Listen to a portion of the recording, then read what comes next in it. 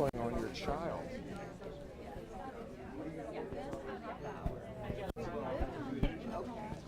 Let's have a look at you.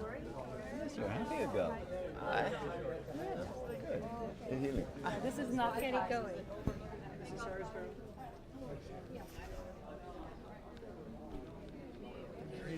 You're looking so gravitasly grounded. There you go. And you are just barely tethered in. Yeah. Holding on. Yeah. I hear you want to do some K with me. What I what? I hear you want to do some K. Well, that would be marvelous. Got some. Okay. Okay, as you say. Yeah, We'll figure it out. We'll figure it out. I'd have to come and stay with you if I may for a day or so. Did you sign one of these releases for me? Did you I will. already? This is actually it's just perfect. See, you're above the crest. Fine. And as many of you already know, there was just a little accident out in the hall. Dr. Frank Strange's, I believe he was sitting at his desk and someone came by with a load of chairs and he was hitting his kidney on one side and they've just taken him off to the hospital. So what I'd like to do, we have so much love and so much wonderful healing energy in this room. I'd like to just take 2 minutes and just take a moment of silence where we all can join energies and send our love and a picture of total health and well-being to Frank as he goes on this little journey here to healing. So if everybody would like to just close their eyes and really open your hearts and really allow yourself to feel that love you have for this dear, dear man who has come to share so much with us. And let us just now take 2 minutes to just hold him in love and a picture of health.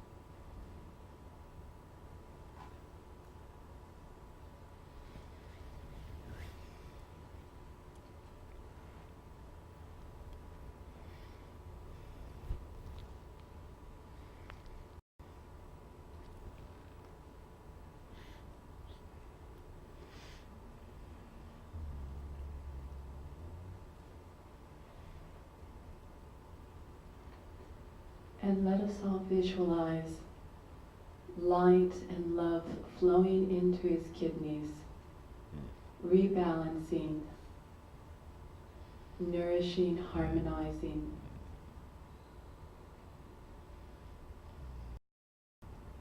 Perfect light, perfect health.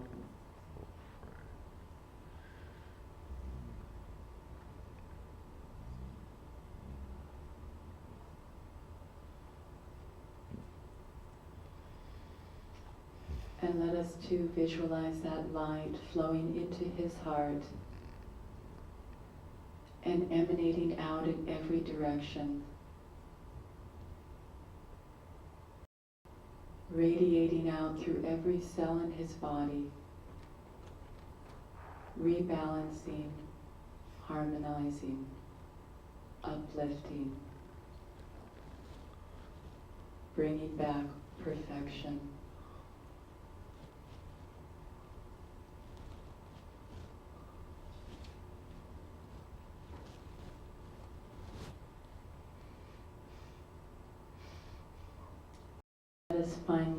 all envision him tonight down at dinner, smiling and laughing, having a good time with all the other speakers.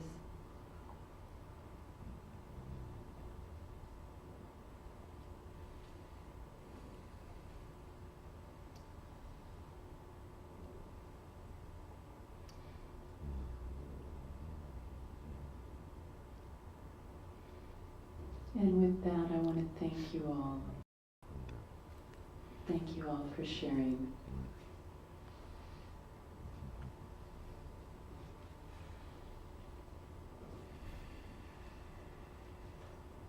Sometimes these little tragedies, these things, these challenges that happen, have a remarkable way to unify the hearts and the minds of everyone in a gathering. And so we can use this to coalesce these beautiful energies that everyone brings into a dynamic wave of love, flowing not only to Frank, but flowing out to all of the planet.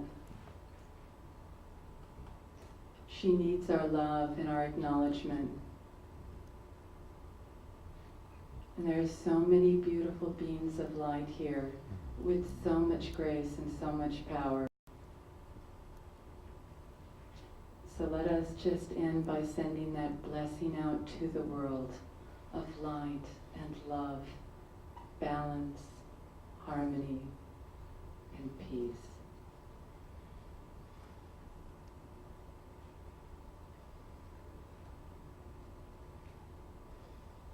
Thank you.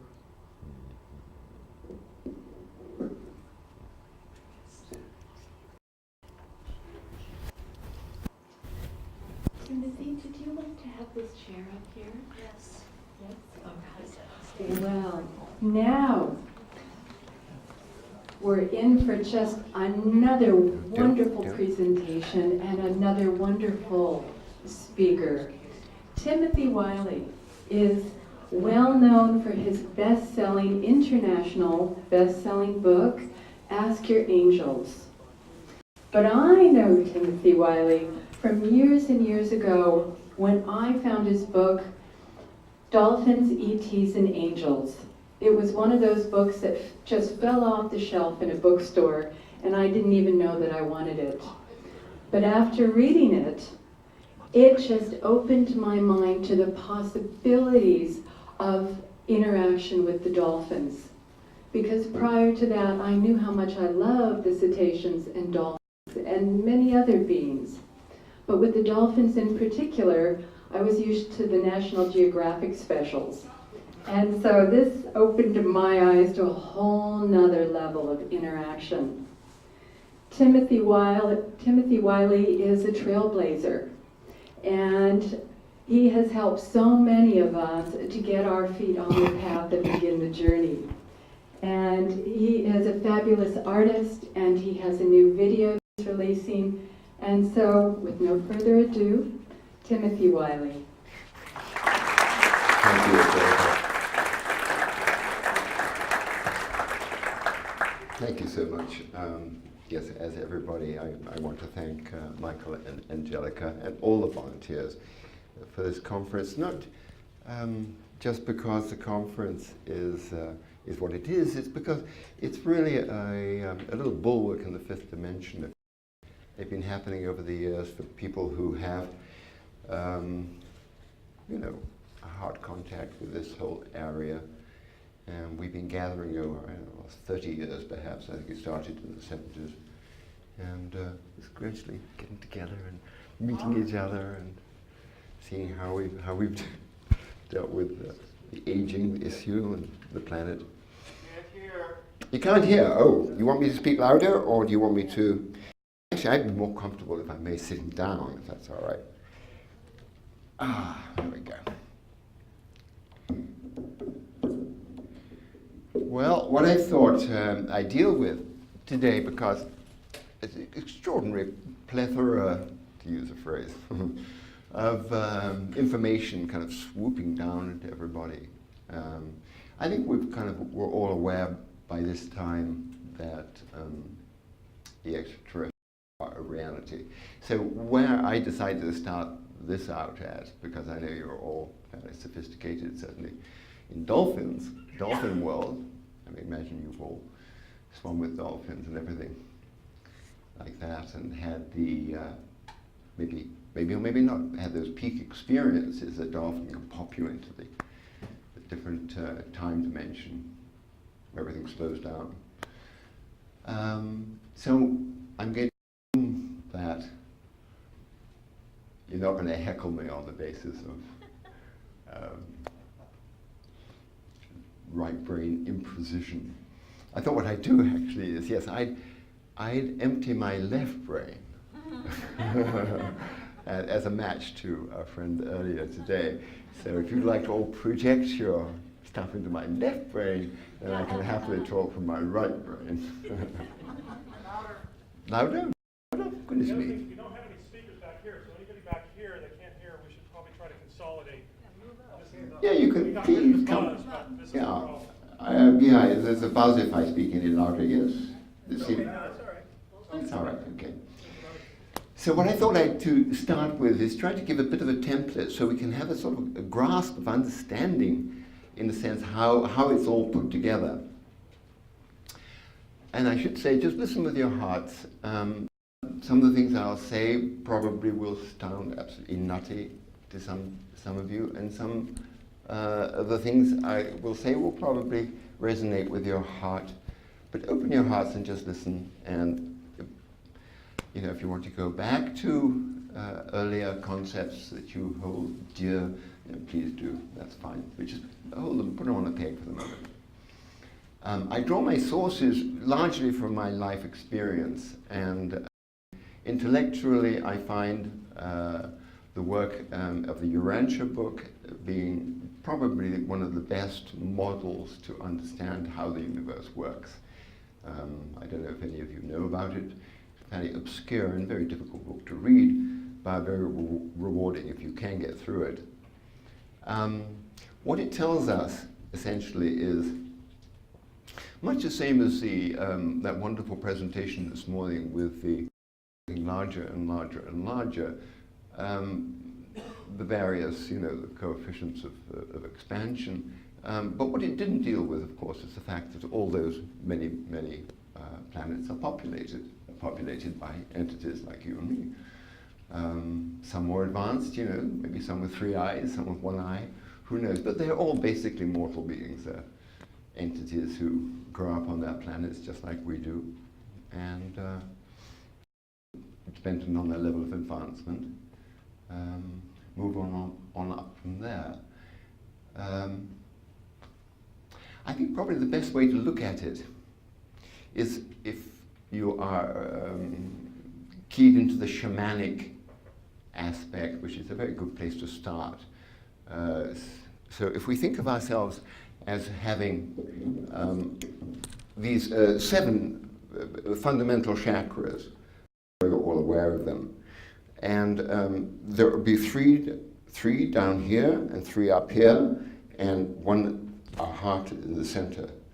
Now, what the angels, the celestials, maintain is that they are coming from,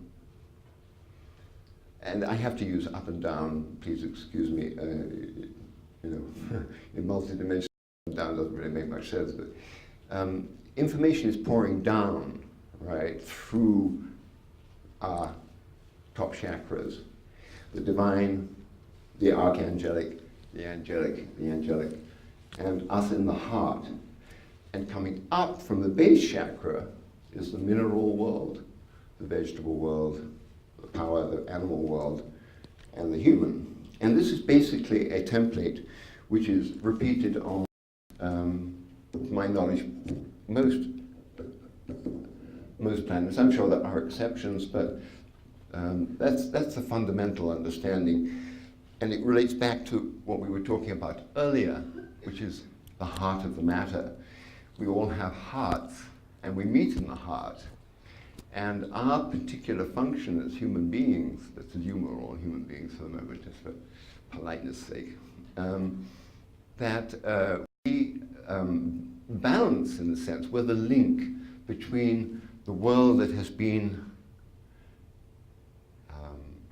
created by the rock intelligence, the intelligence of the rocks, which we access through our base chakra, the intelligence of the vegetation, the floral intelligence, the Devic intelligence, which we access through our second chakra, the animal line, which we access through the third chakra. So these three chakras, these three base chakras are, in a sense, dimensional portals. They are access portals to these dimensions.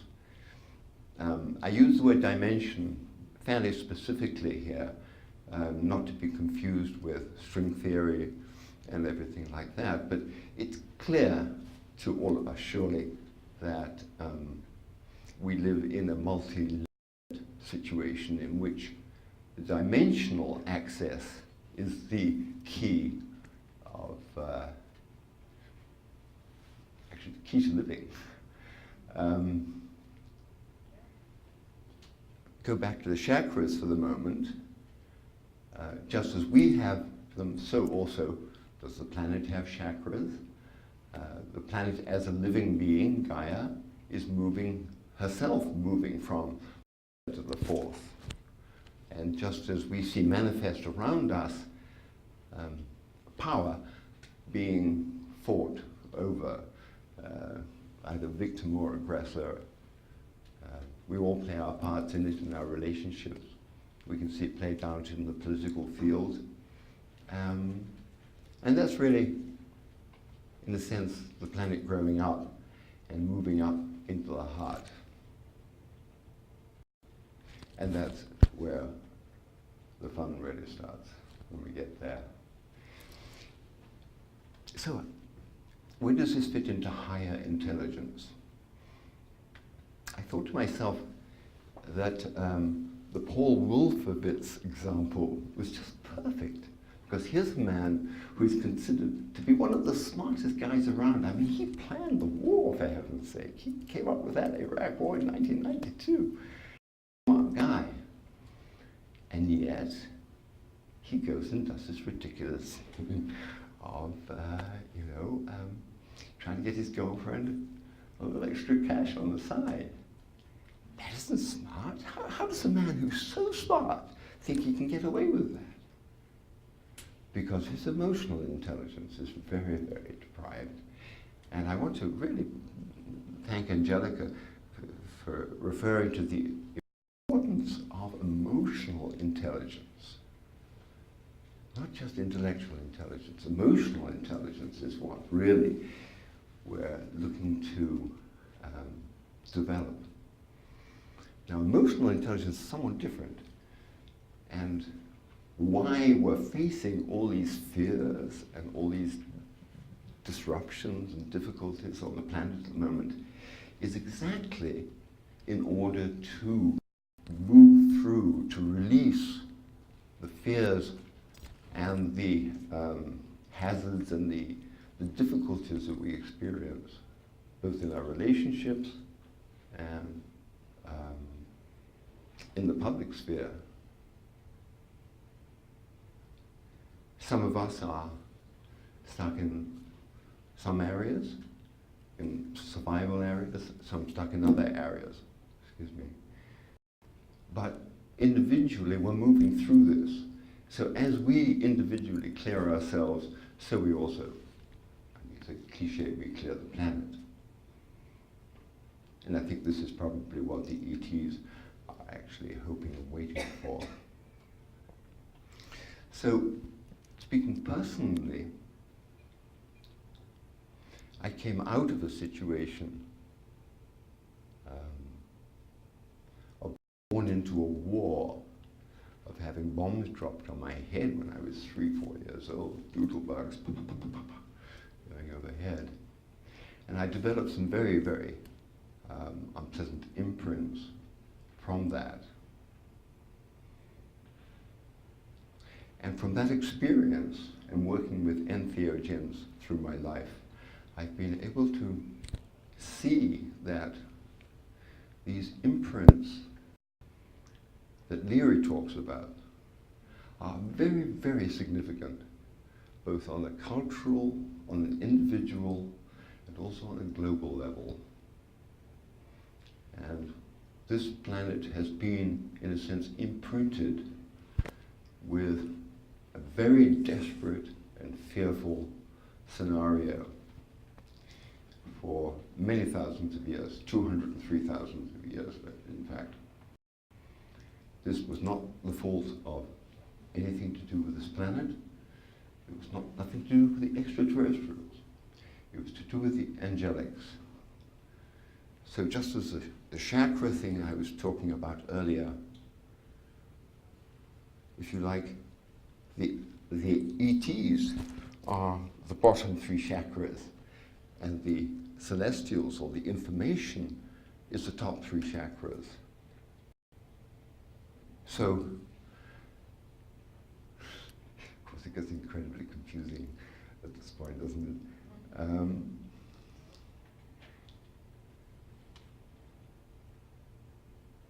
As we master our ability to be able to release the fears that are captured and caught in our bodies, in our auras, so also allow the possibility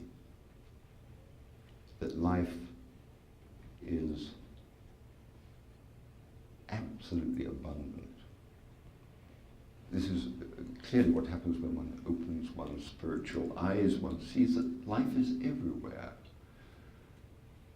Everything has life, even to the most fundamental quanta of matter. And I would have a discussion with Nassim at some point about the wave-particle issue, because my sense is that there is actually a fundamental particle, an ultimate particle, something that you can't divide any further. And that particle has a fundamental intelligence. It loves. It's drawn to other particles. What the Urantia tells us is that there are 100 of these particles vibrating within the electron, the sphere of the electron. Now, I'm not a scientist, I come at this as a poet, and what makes sense to me is that these particles, the fundamental quanta of matter, themselves choose to aggregate, to gather together in their various different forms. How we experience it as sentient beings is our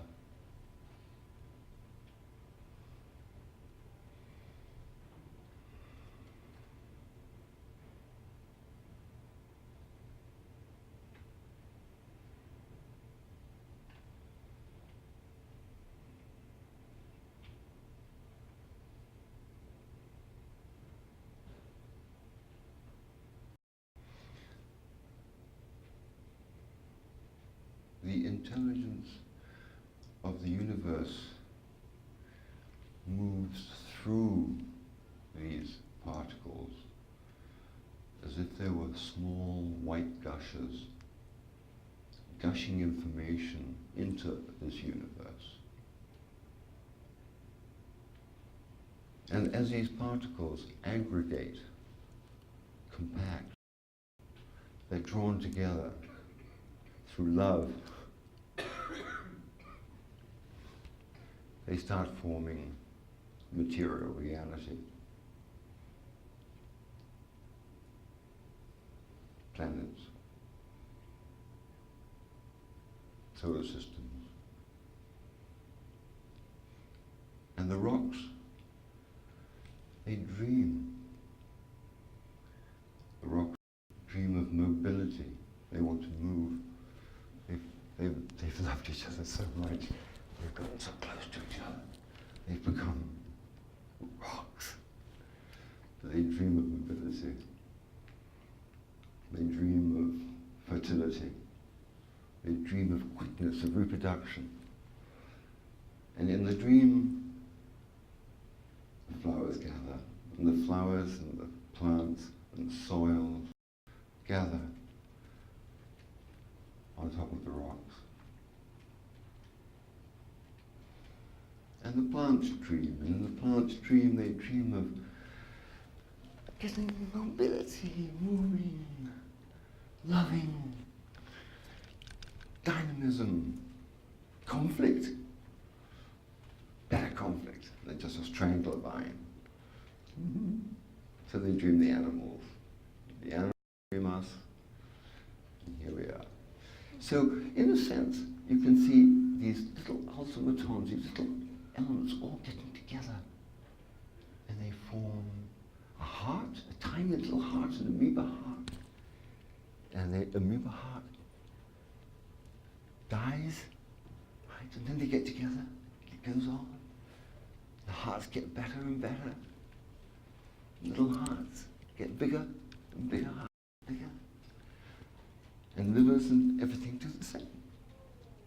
So we're made up of these incredible confederations, groups of intelligent units that have agreed to love each other and work with each other. This is what we are. This is what makes us. And yes, of course, it's stardust. It's us. So what do we do with this?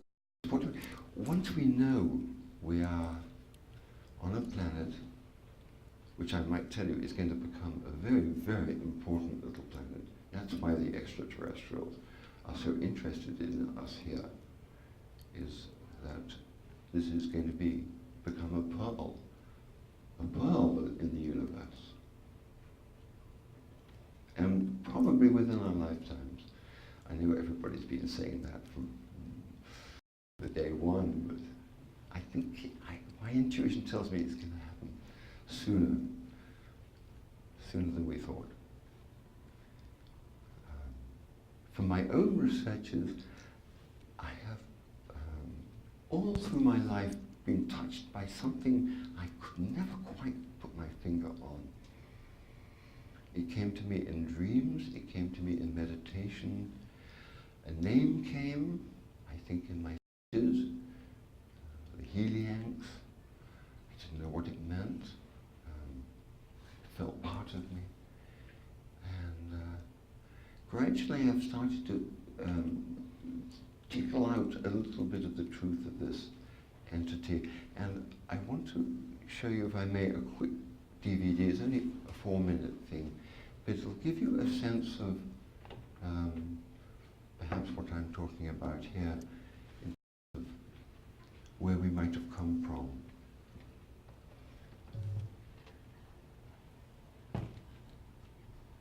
It's called the Helium Awakens. It's a prose poem I wrote in Peru, and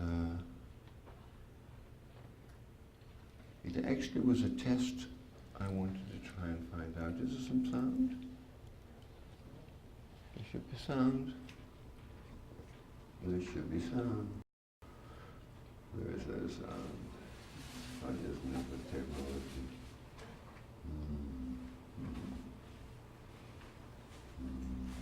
Never call it really.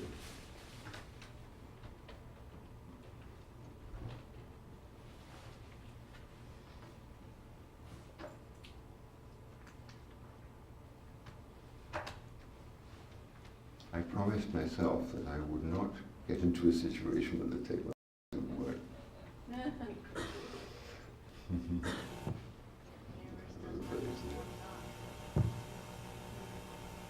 No, this is probably worse than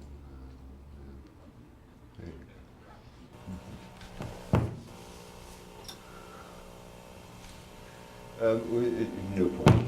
No point.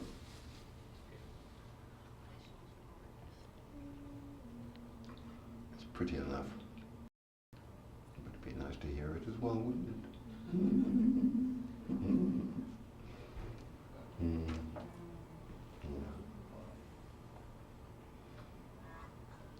Ah, something similar. Motivation drove their whips, and India's hard-wired purpose. The fact remains Awakens to live again. It's more telling of those lazy swings through. Of how? Would you like to start again? Yes. Can we start from the beginning?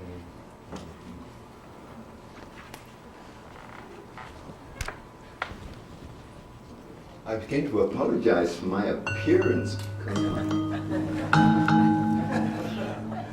realized I was in Hawaii.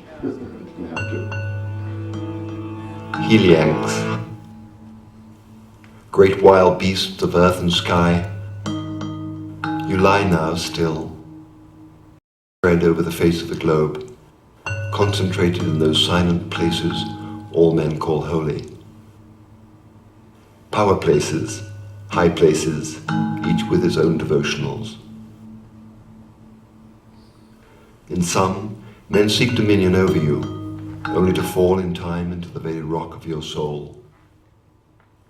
The Incas, for example, thrust their tight, straight lines, chopping and cutting into your flanks. Dimly they recognize the magic of your desert songs. The screams of those who died, bleeding their last gasp on rocks hewn from your massive skull. Young girls thrown crazily over your sleeping face, twisting and turning their scrumptious way to death between your arms. Perhaps the Incas sought to appease the soul from which you fell, and in their ignorance poured life into your somnolent veins, or again with deliberation poured the souls of their youngest and most beautiful back into the soft and silky sand. Whatever morbid motivation drove their whips and idiot hardwired brains, the fact remains, O Helianx, you do live again. Your songs will be heard once more, telling of those lazy swings through space, of how you found your answer to the eternal why. Why us? Why it?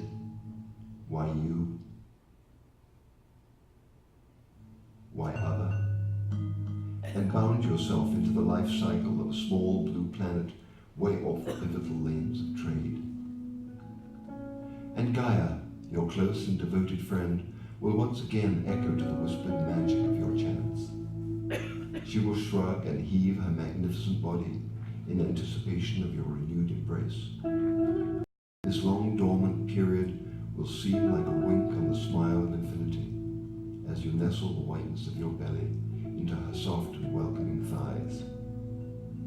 And us, we will steal silently away into space on great ships, like open fans in the night. Lofted we will be on silver sails 100,000 miles in length, derived from ancient plans, cast into the vibrations of the earth. We will take your wild songs back into the velvet curve of space and awaken our beloved friends. The good news will spread throughout the highways and byways of time and space. We've made it through. We've made it through. And then we can tumble happily into the dark and hungry maw at the center of all things.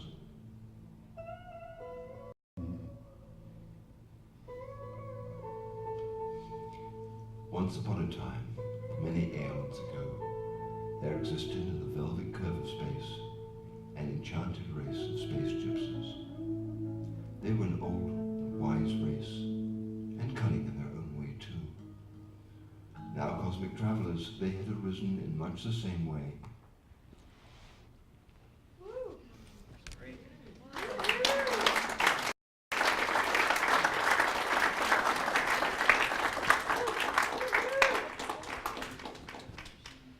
So why I showed it was because each of us has a story.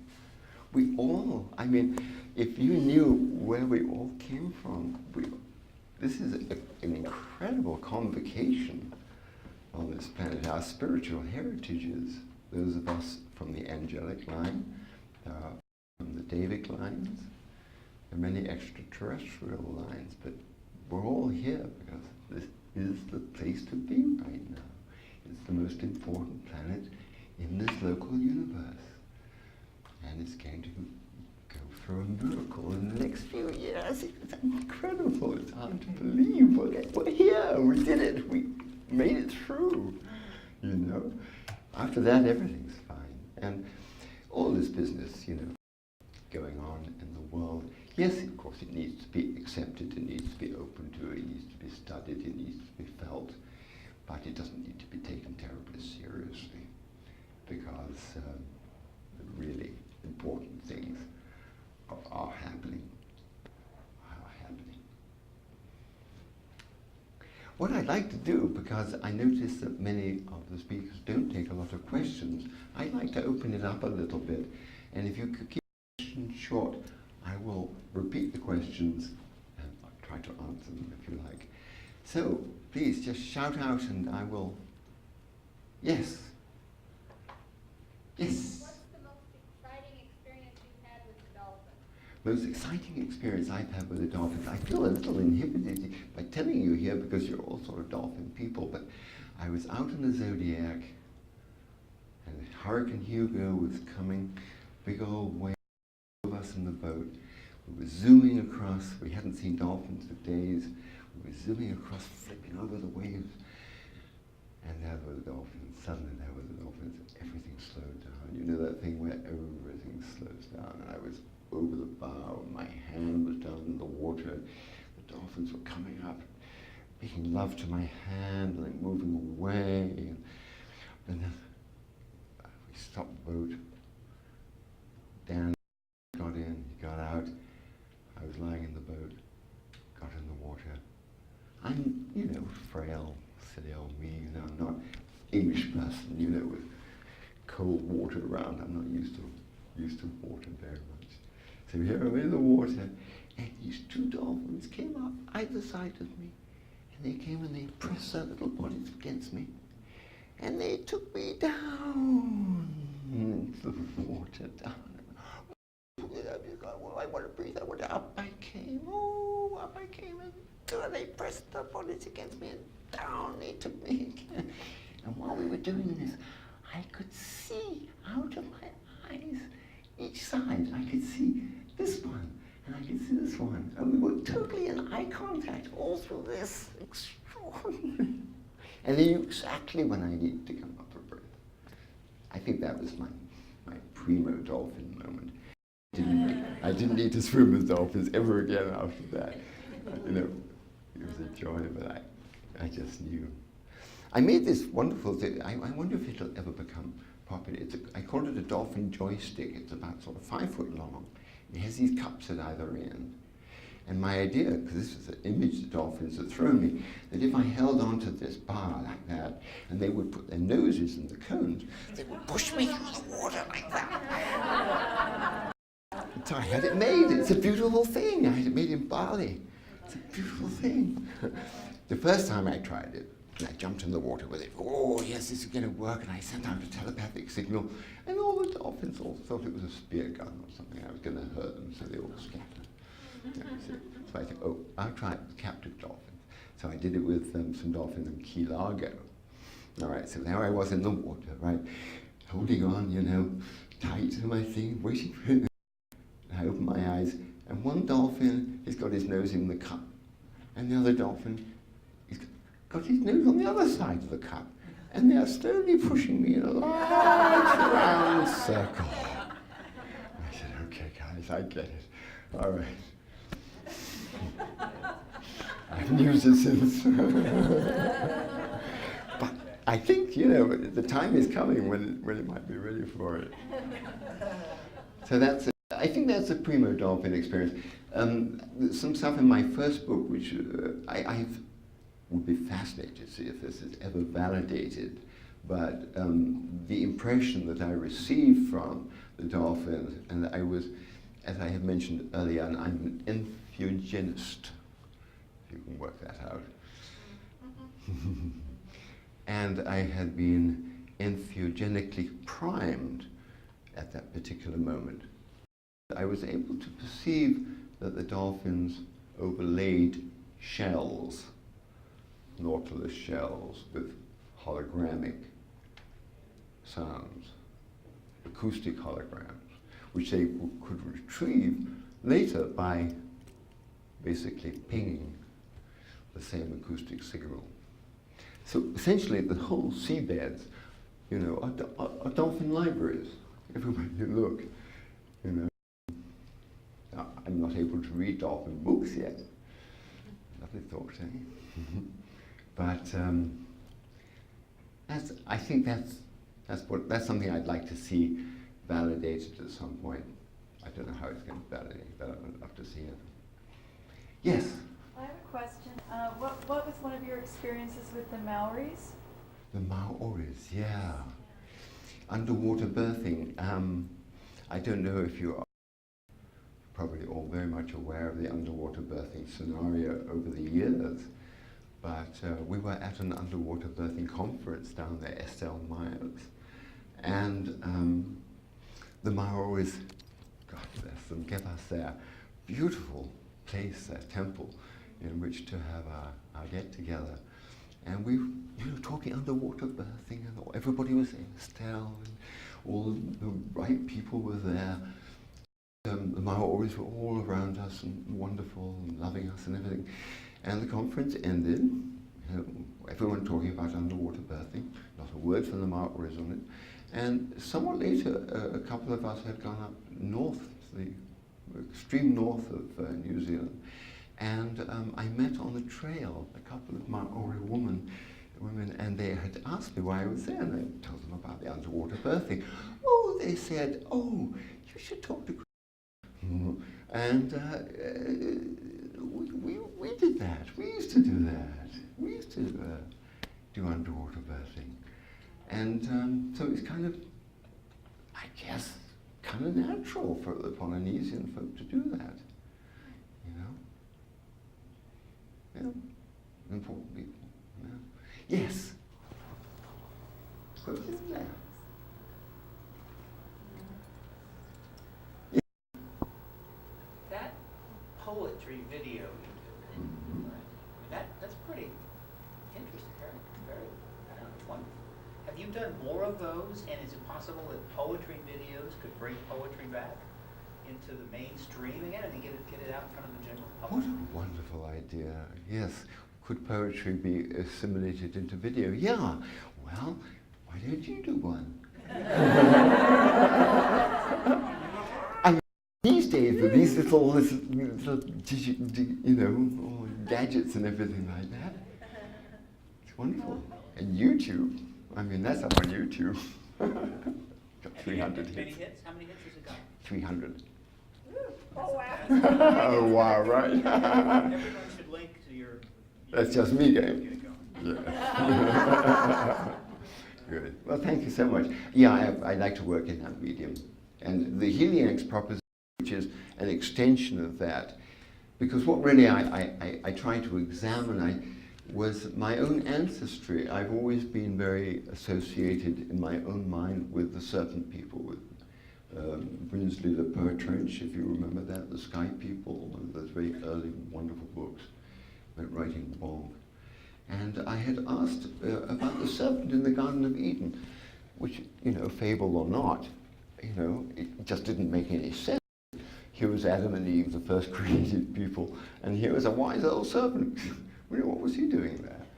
You know, so the Helium proposition, in a sense, was the cosmos answering my question of who was that?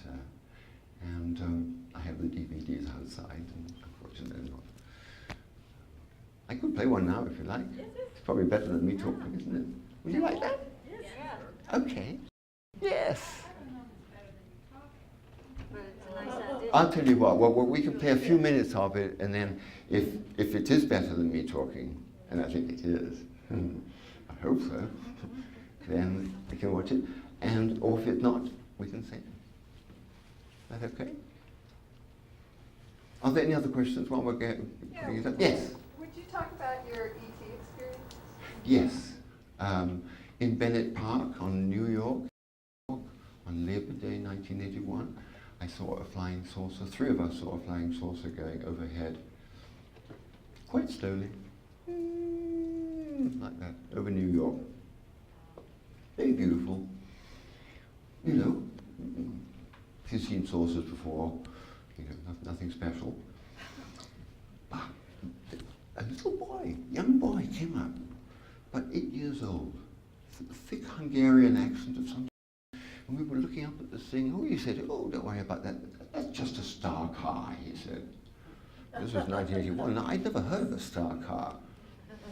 So I said, "What do you mean a star car?" And he said, "Oh, yes, it's used by explorers and tourists." Okay. Tell me a bit more about it. And he said, "Yes, well, it actually works in relationship to a mothership, and it's it says something about Mani particle beam." He said, "Oh," I said, what's that?" And so the conversation ensued, and he told me these extraordinary things about the universe. He said, for instance, that anthesis is a system used in the universe. It's a one person, one vote system, anthesis. He said that everybody used in the discussion. He said that, yes, some planets were warlike, but they were generally left alone. How old was he? 7, 8. I mean, to this day, I have no idea whether he was overlit, whether he was a mouthpiece, whether he was a little ET creation, a projection. I have no idea, but he just stood there for about 20 minutes and lectured us on the nature of the universe. And I've written about it quite extensively. I can't remember all the facts now as I sit here, but he was very, very, very precise. So was that your only experience?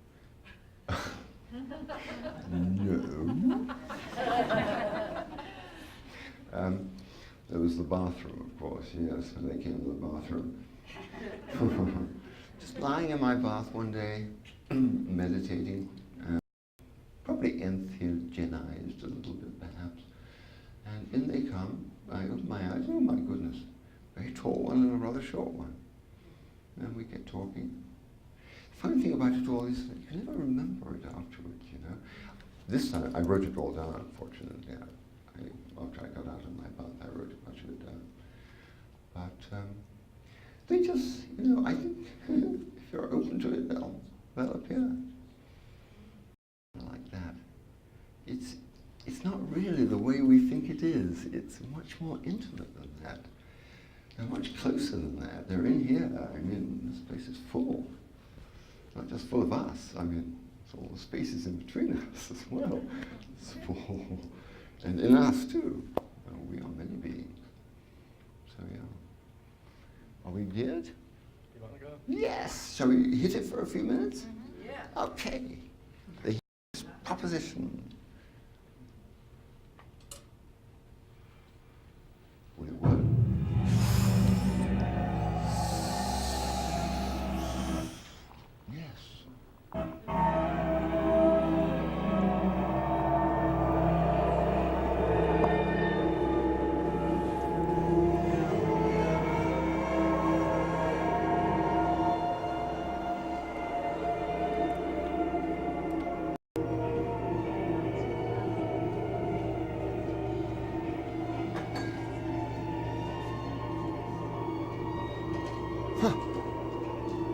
C'est moi.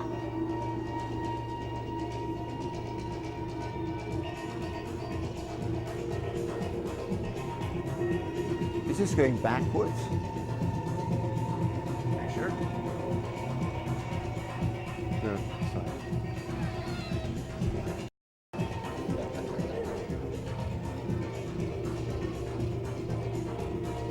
My beachy nose.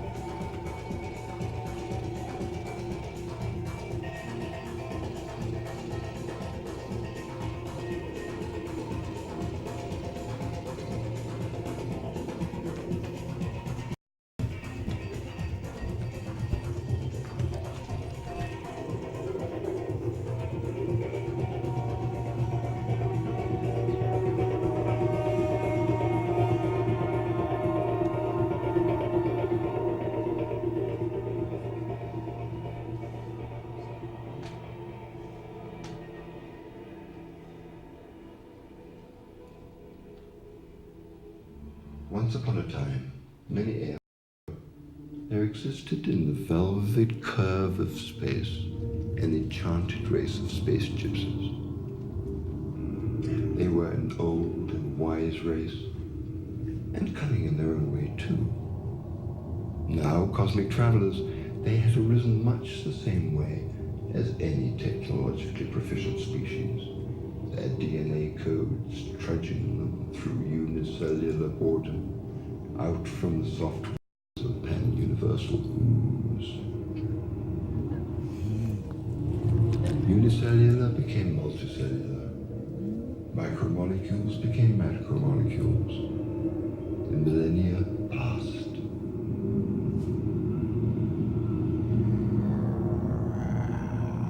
Evolution wrought its wonders as waves of improbable monstrosities gave way at last to the mutation most successfully adapted to our moon planet. Not unlike the Earth's whales, this race lived under the great seas, which covered all but a few small islands on this bleak and barren planet. Gales constantly swept the surface, but underneath, all was peaceful. That is, until the seas themselves mysteriously started to dry up.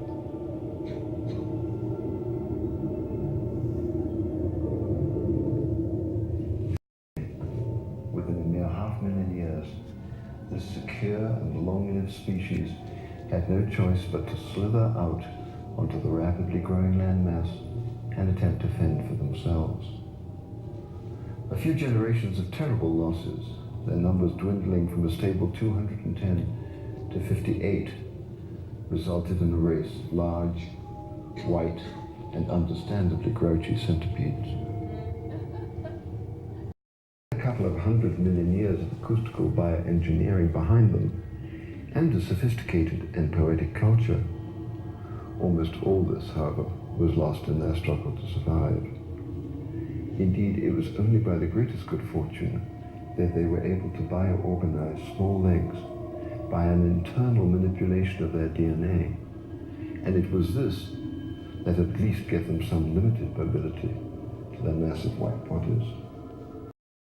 Never an aggressive species, the centipedes, now known in the highways and byways of intergalactic infinitude as the Helianks, decided without further ado to leave Womb Planet, by now an abominably inhospitable desert.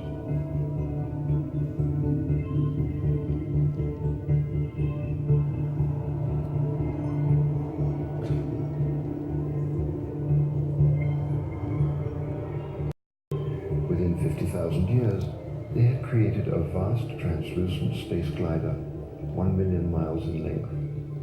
It hung in geosynchronous orbit around their planet at the very limit of their acoustic abilities. Until, in one last racial spasm, they hurled themselves up to join the glider, atomizing their world behind them in the process. The space glider proved to be the salvation of the Helianks for more reasons than the obvious.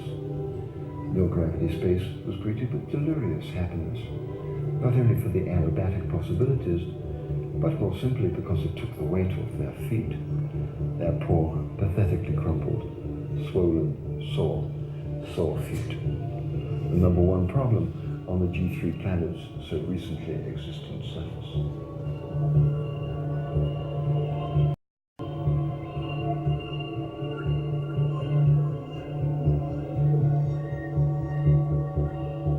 Having had recent reasons to become a more audacious species, and by now not overly tied to secure and stable environments, they took happily and naturally to their new peripatetic function of universal wanderers. They moved from galaxy to galaxy and from solar system to solar system, singing their cool songs of space. Magical entities, the Helianks became the custodians of the belief systems of all the sentient species they encountered, eagerly cataloguing and cross-referencing the abstract speculations of the philosophers of 1,000 races. They would analyze the rhythms and underlying meanings on their voluminous biocomputers reconstituting the results into long, finely woven songs. Each belief system added its own particular idiosyncrasy as the songs of the Helianks grew in depth and complexity. Other races waited with bated breathing systems for their next visit, wondering what new additions to the space gypsies' repertoire might help them resolve the most profound problem facing all life everywhere. Why? Why us? Why it? Why you? Why other?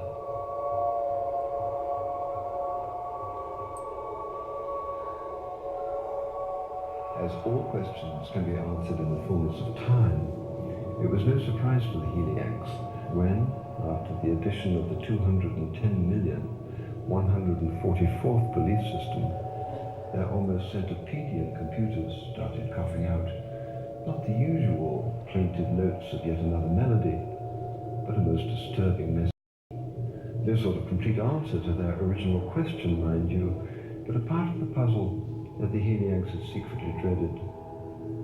In short, their planet-side problem of sore extremity represented a very real physical vulnerability, soon to catch up with them, unless they managed some very fancy footwork.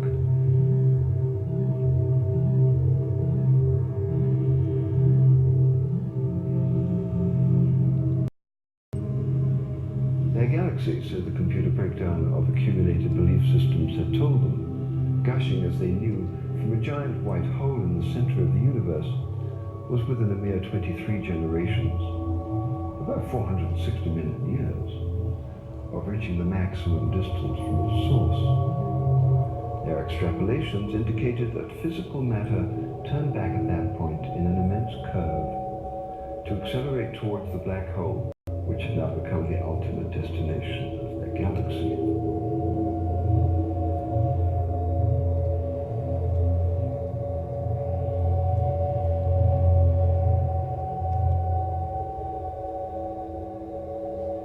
It was this last and somewhat mumbled part of the message that most disturbed the Wyllie Helianks.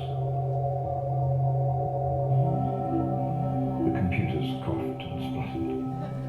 For all that mystical esotericism, their electronics associates told them the Helianks had gone soft.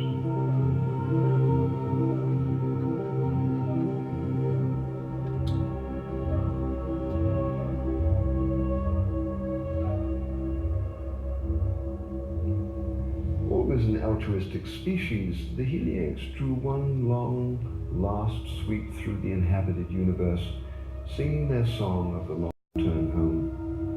A warning, if you like, a statement, an observation that they sincerely hoped would be heard and understood by all. Their message, however, was received with a wide disparity of reactions. Alarmist, after all, 460 million years. This is mainly for the short-lived species. Others, more daring perhaps, set out to see if they could explain the process. Still others, a trifle more pragmatic by nature, greeted the masterpiece as yet another of the poetic excesses that had dogged the reputation of a race known in the past for its tendency towards flaccid self-indulgence.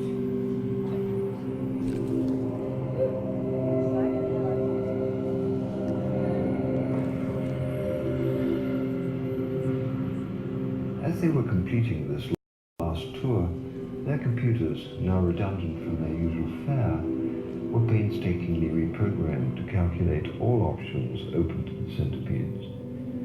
And it was out of these suggestions that the Helianks decided to pick, reluctantly, statistically most viable course of action. I think we'll take it down now. Well, I'm going to leave you guessing.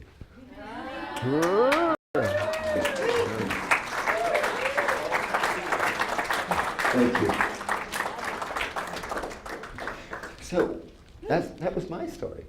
What's your story? That's what we can do now. Now we've gotten over the gap. We can tell our stories, and all you have to do is just go as deep as you can inside, and ask how the hell you got here. How did you get here? How is this little planet? Surely isn't your first time here, that's for sure. Good. Sid? Any questions? Sid? The dolphin experiences that you've had, I'm assuming that they're like people, some good, some not so fun. Have you had some not so fun ones? Well, interesting enough, yes, I have had some lots. It got me through my homosexual rape fantasy. Yes, I'll tell you about that. Joe coming at me again and again.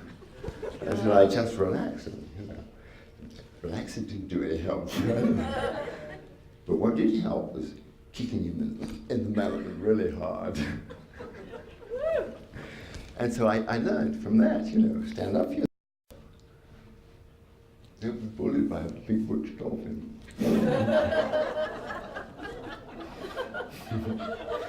So, They are wonderful. they're wonderful creatures, but they can be pretty brutal. Yes? Would you mind sharing just something about the connection that you feel between the dolphins, whales, and the ETs? Whales and ETs, yes. You, of course, I'm sure you know the Dogon material, Star System Sirius, and Temple's book, The Sirius Mystery. Whether all dolphins are off planet or not, I don't know. Certainly some dolphins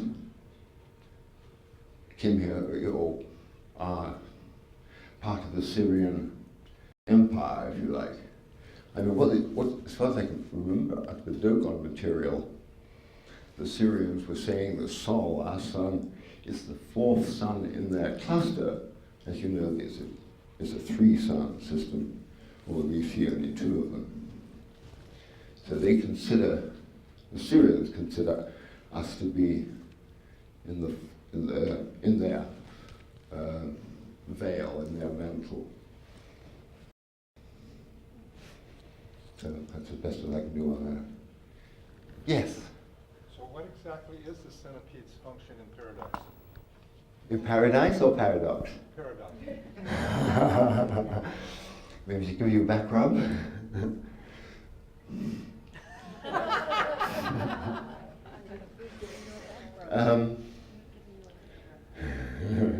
Centipedes in paradise.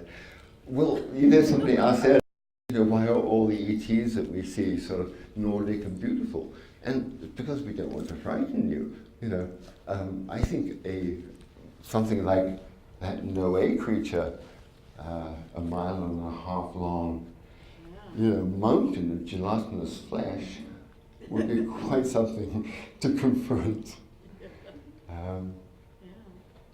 That film, the Men in Black, actually was quite interesting. I think a download. It was an attempt to get us ready for the fact that there are some very weird people out there. But they're people. That's wonderful. Yes. Yes, I thought it was you.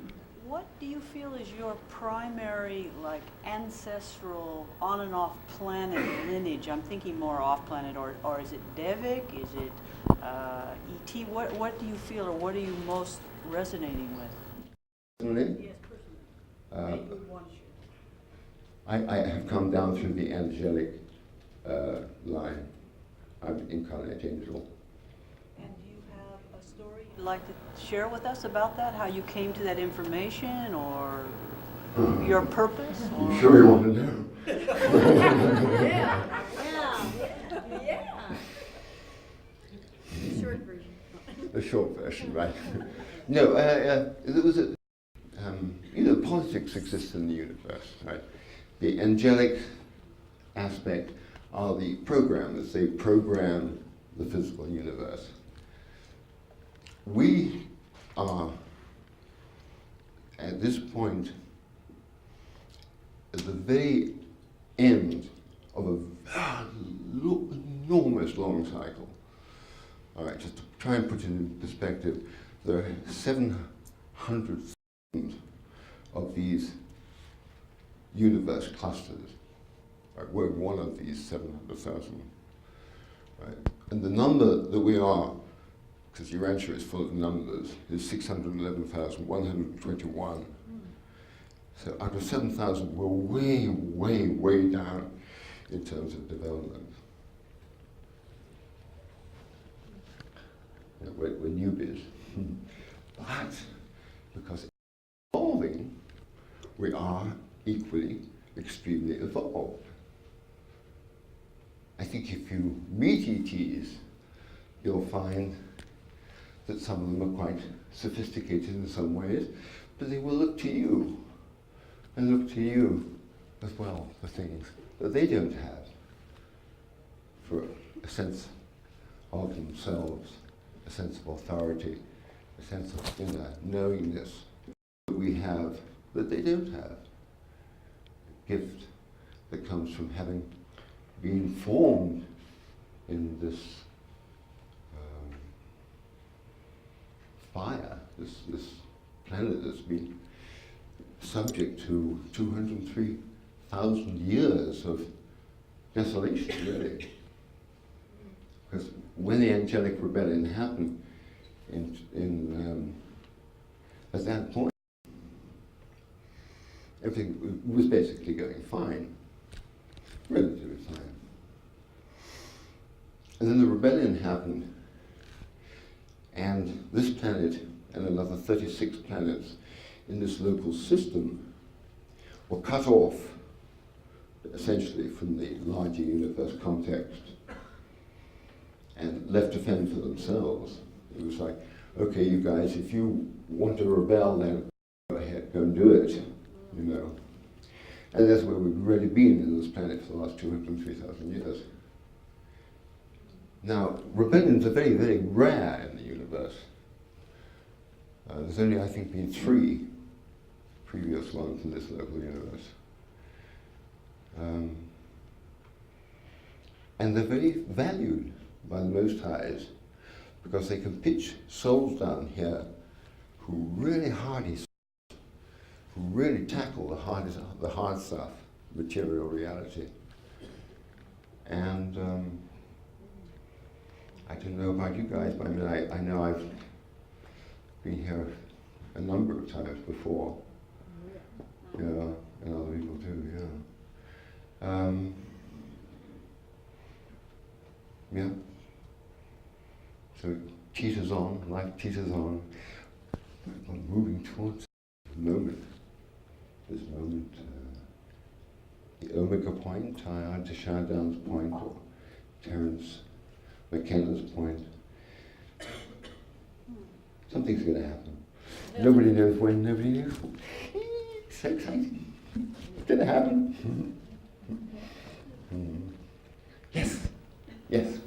In whose lineage are you? I would say probably the Helium, as much as anything. She asked me the lineage, whose lineage? Because we all kind of fall through these various lineages. Yes? Some of you will identify with the Devic lineage, some with the angelic lineage, some with the extraterrestrial lineage. And it's good to find these things out about oneself, really. Because one then becomes interested to extraterrestrial. We are a very interesting planet. Any more? Over here? Yes. Go ahead. Over here. Yeah, go ahead. Timothy, if we perceive ourselves to be of angelic lineages, then what can you recommend as a method that we should use to either open or strengthen those channels between our human form and our angelic lineage? If we see ourselves as angelic lineage, how can we solidify that understanding? The best way, firstly, is to accept the fact that you are more than you thought you were. And the second thing is to release. It's just a question of releasing impossibilities. releasing the fears. And these things are trapped in the aura, they're trapped in the body, right? And through shamanic or working with the angels, particularly very important. The angels are wonderfully good at cleansing and cleaning the aura of fear-impacted thought forms. And the shamans among you know that if you hate somebody, darts, and they stick in the aura. And if you can cleanse them out of the aura before they get to the physical body, you can keep your body in good shape. So that's probably it. Any more?